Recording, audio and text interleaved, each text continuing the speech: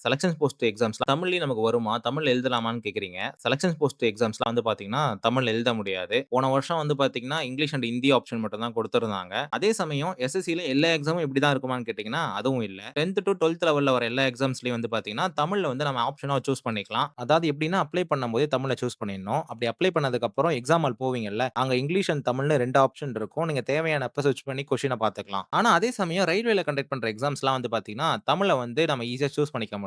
Graduate, under கிராஜுவேட்ன்னு எல்லாத்துக்குமே நம்ம வந்து ப்ராப்பரா யூஸ் பண்ணி நம்ம ஸ்விட்ச் பண்ணி பார்த்துக்கலாம். அதனால அதுல வந்து பார்த்தீங்கன்னா, இந்த ஒரு மாரி டிராபேக் கிடையாது. அப்புறம் யாராச்சும் இன்னும் ஃபாலோவும், சப்ஸ்கிரைபும் பண்ணாம இருந்தீங்கன்னா, அத பண்ணி வச்சுக்கோங்க. அப்புறம் இந்த ஓபிசி, என்சிஎல் சர்டிபிகேட் ரிலேட்டடா நெறைய டவுட் கேட்டுட்டு இருக்கீங்க. அதாவது எப்படின்னா, இப்ப நான் வந்து ஓபிசி சர்டிபிகேட் வந்து பழைய நம்பர் குடுத்துட்டேன். இப்ப என்கிட்ட புது நம்பர் இருக்கு. இப்ப இன்கேஸ் நான் கிளியர் பண்ணிட்டேன்னா, எனக்கு வேலை குடுக்க மாட்டாங்களா? ஏதாவது பண்ணுவாங்களா? அப்படிலாம் நெறைய டவுட் இருக்கு. ஆக்சுவலா நீங்க எக்ஸாம் கிளியர் பண்ணதுக்கப்புறம் இந்த மாரி ரீசனாலலாம் உங்க வேலையெல்லாம் வந்து பார்த்தீங்கன்னா, பறிக்க மாட்டாங்க.